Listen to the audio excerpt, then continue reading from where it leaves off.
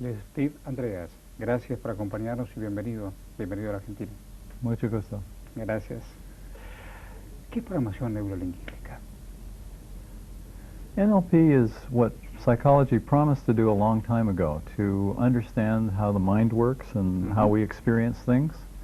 And one of the key things is that we take any experience. If I remember an experience from the past, I'll usually have some kind of picture, and I usually have some kind of sounds or words, and also some feelings about it.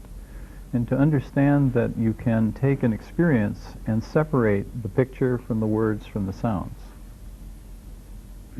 and the feelings.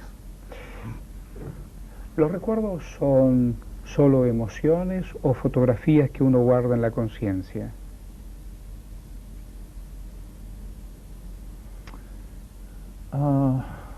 Conscience, I think she means just the awareness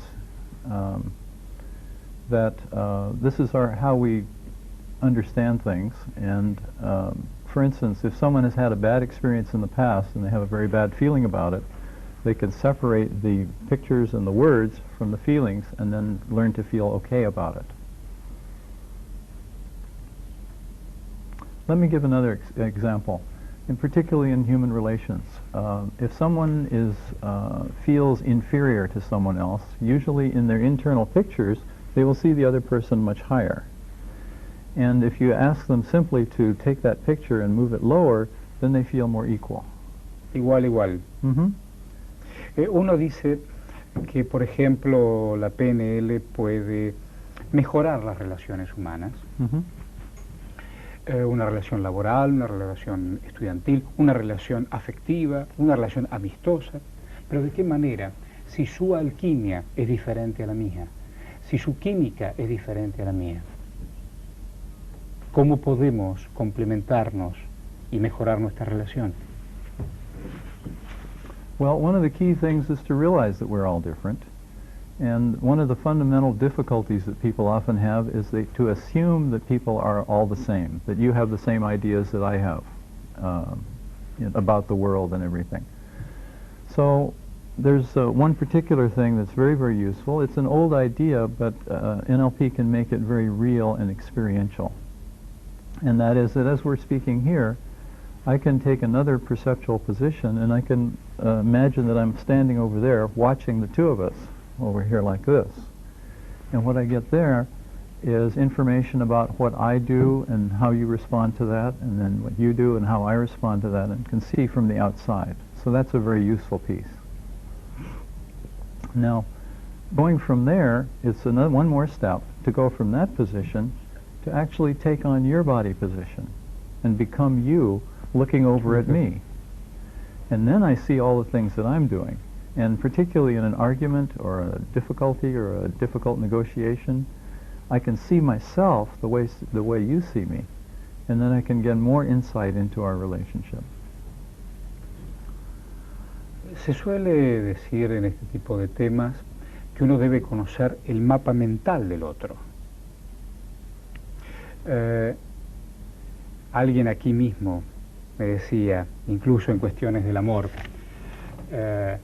si yo no tengo el mapa del otro, voy haciendo una cartografía, voy haciendo el recorrido a medida que nos conocemos. Y después que nos conozcamos podemos armar la figura que va a ser ese mapa de nuestra relación. La programación neurolingüística me ayuda para armar el mapa. Well, the map is an experiential map. It is composed of pictures, words, feelings, sounds, things like that.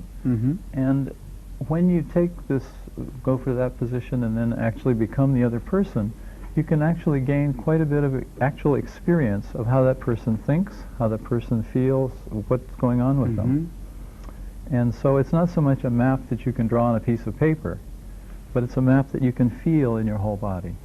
People who are very, very good at this can take on someone else's position so well that they can actually say, oh, you have a pain back here. And so they actually feel in their body what the other person is experiencing. Sí, bueno, en psicoanálisis uno puede jugar incluso en el psicodrama haciendo papeles alternativos, papeles diferentes para ver de qué manera actuamos frente a una misma situación. ¿Es importante que yo sea el otro o yo tengo que seguir siendo yo mismo?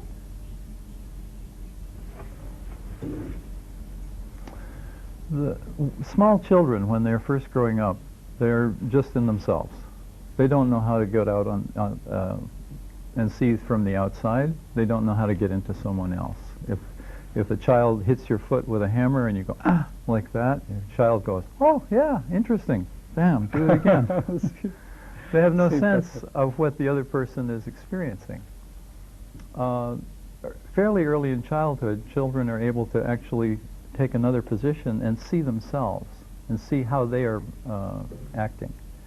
It's quite late in childhood that children are able to really take another person's position. And I think it's something that none of us do very well. It's a real skill that is not very developed. And so like any other skill, with a lot of practice, you can get much better at it. A partir de este ejemplo yo tendría que preguntarle si los adultos tenemos que volver a ser niños o los niños tienen que volver a ser adultos. The key is to have flexibility and to be able to choose when you do each. So if I'm pursuing my own goals and what I want to do, then I want to be in self-position. I want to be here. I want to be myself because I can feel my goals and what I want to do, and then I can do them. If I want to understand someone else's position, then it's useful to step into their shoes. There's an old saying, if you don't criticize someone until you've walked a mile in their shoes, because their experience is very different than yours. There are other times when it's useful to jump out there and see the two people like this and notice the relation between them and how they go. So it's a matter of flexibility and using all skills. Some people are stuck in their own position and they have no idea what someone else experiences. Some people, engineers and architects, are often out there and they're like this, they're seeing all this stuff and go, oh, very interesting, but they don't have their own life.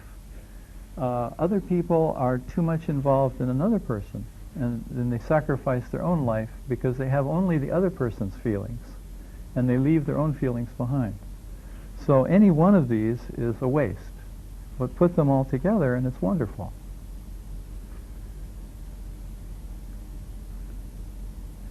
Estoy pensando, si todos están juntos y cada uno quiere cruzarse con el otro, ¿cómo diferencio cuál de los dedos es el que tiene más fuerza para que estas manos puedan cruzarse? Siempre va a haber un dedo más débil y un dedo más fuerte. Siempre va a haber alguien más fuerte y otro más débil, pero ¿de qué manera se pueden ayudar y complementar? Porque no todos son débiles y no todos son fuertes.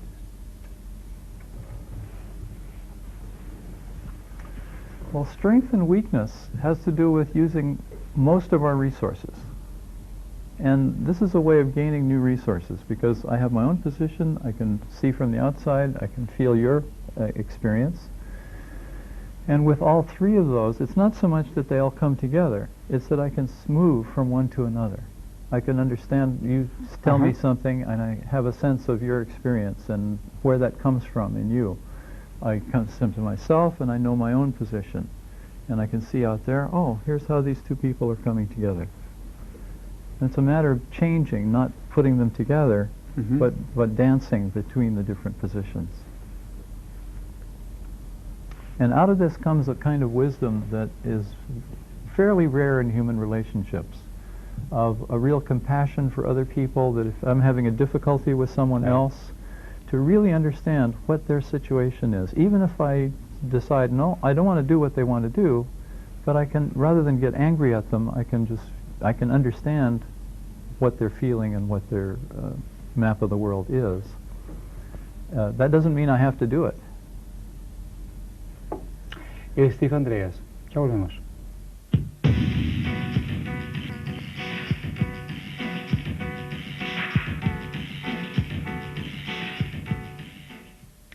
Él es Steve Andreas, a quien agradecemos su visita y por supuesto nuevamente le damos la bienvenida.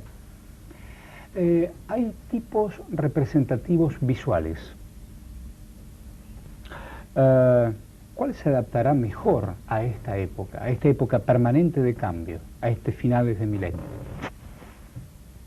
¿Y de qué manera, por supuesto, la PNL me puede ayudar, no? Well, many ways, and in many areas of personal change, it's a particular idea that's supposed to be good for everything, and we don't believe that. We think there are special things that are, this is good for this is good for this is good for that. Many things. Example, for someone who's had a very bad experience in the past, a phobia or trauma, shock. When they remember it back as if they were reliving it again. So it's in their body, and they feel all the horrible feelings again. We teach them, see that experience over there as if it were on a TV set. So they see themselves in the accident. Rather than being in the accident, they see themselves over there. When they can do that, then they can no longer have the bad feelings, because it's over there. The bad feelings are over there. Now, the same process works in reverse with grief. If someone has lost someone important to them, what they're doing is imagining them over there. And so in the grief process, you teach them to take that image over there and step into it so they can be with the loved person again. Pero hay una pregunta. Yo puedo sentir un duelo y verlo como si fuera un programa de televisión. Y puedo ver a un ser querido tomando la distancia. Pero ¿de qué manera yo puedo no sustituir? Porque hay un vacío.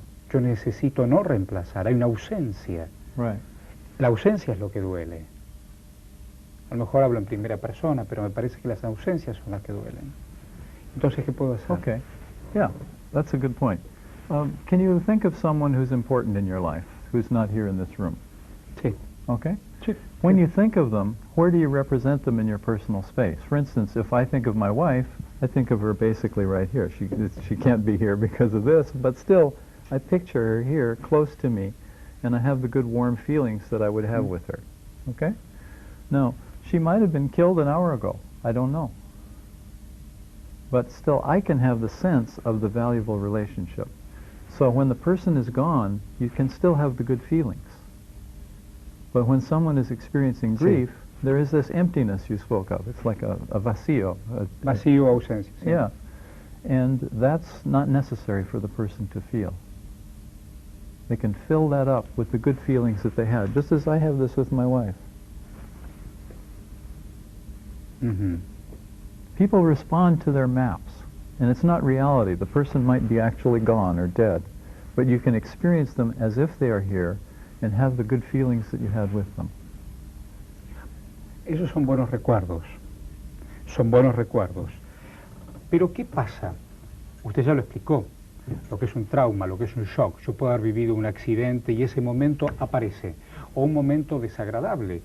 A lo mejor un asalto, a lo mejor... Pero siempre son momentos malos. Los que uno recuerda y de golpe. Y no puede tomar distancia. Hay gente que duerme y se sobresalta recordando ese momento. ¿Cómo lo puedo superar?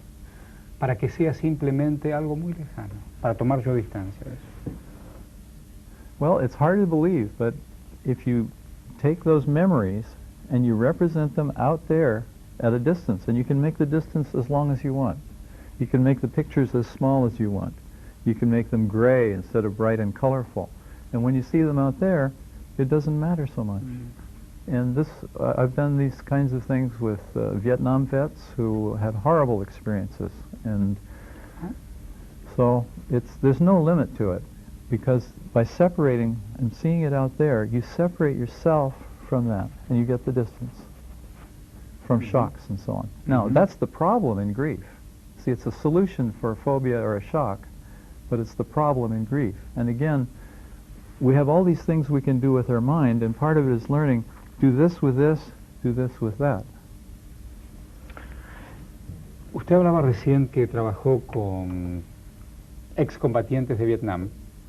Hace muy pocos días, tratando de armar una historia de la Segunda Guerra y sobre el Holocausto, entrevisté a un sobreviviente precisamente del Holocausto. Él era muy pequeño cuando ocurrió, pero vivió la tragedia del campo, etcétera, etcétera, etcétera. Y yo le pregunté, ¿usted quién es? Y él me dijo, soy un sobreviviente. Y yo dije, no es lo mismo vivir que sobrevivir. Y digo, ¿por qué usted es un sobreviviente? Porque no puedo despegarme. Eso que decía usted, que esas imágenes que aparecen fuertes en colores aparezcan como blanca y negra muy lejanas. Que es muy difícil a veces despegar de cosas que han abierto heridas y no han podido cicatrizar, ¿no?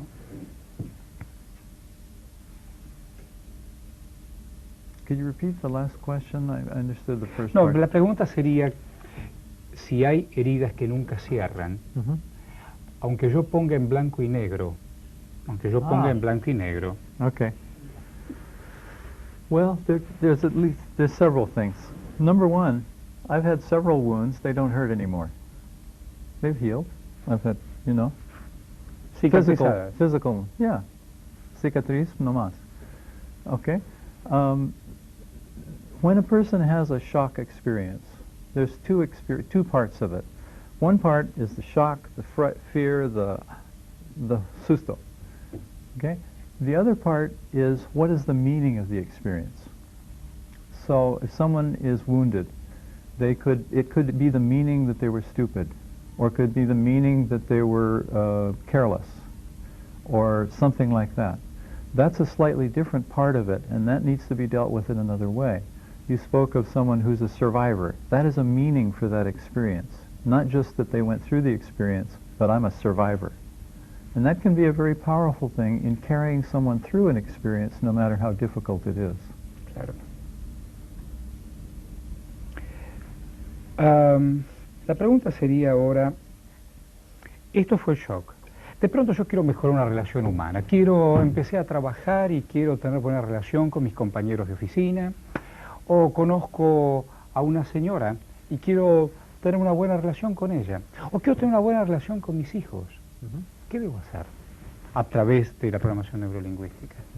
¿De qué manera me ayuda? Well, there's so many ways I don't know where to start. Could you be a little more specific about... Well, yo no conozco un grupo humano, me es totalmente nuevo. Más allá de presentarme, más allá de compartir un momento, ¿cómo se produce esa alquimia de relaciones humanas a partir del PNL?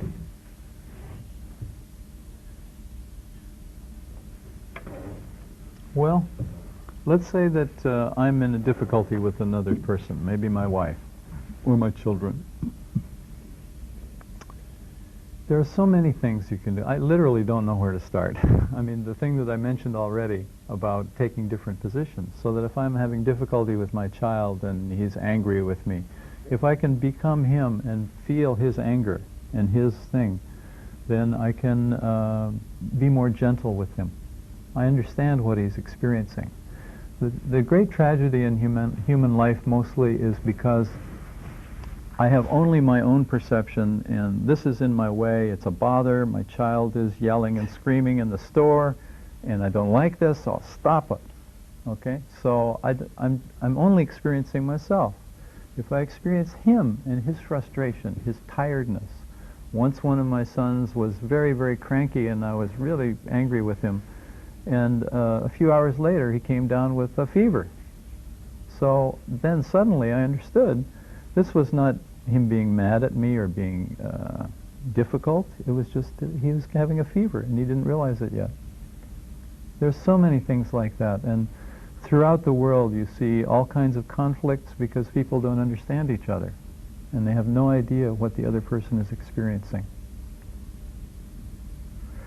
Uno se puede quedar pensando que uno a veces no tiene idea de lo que le pasa al otro, porque a veces no sabe ni siquiera lo que le pasa a uno. ¿Cómo yo puedo comprender al otro, ser o estar más cerca del otro si a veces estoy muy lejos de mí mismo?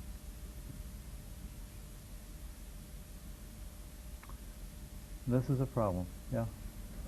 because people don't know themselves. And often they don't know themselves because they are paying, the opposite of this is they're paying so much attention to someone else that they lose track of themselves. And that's the other end of the problem. It's this balance, to find the balance between my needs, someone else's needs. If I'm only paying attention to someone else's needs, then I lose myself. If I only pay attention to my own needs, then I lose the other person. And to get some kind of balance is the answer. Lo mejor para usted, Steve. Thanks very much.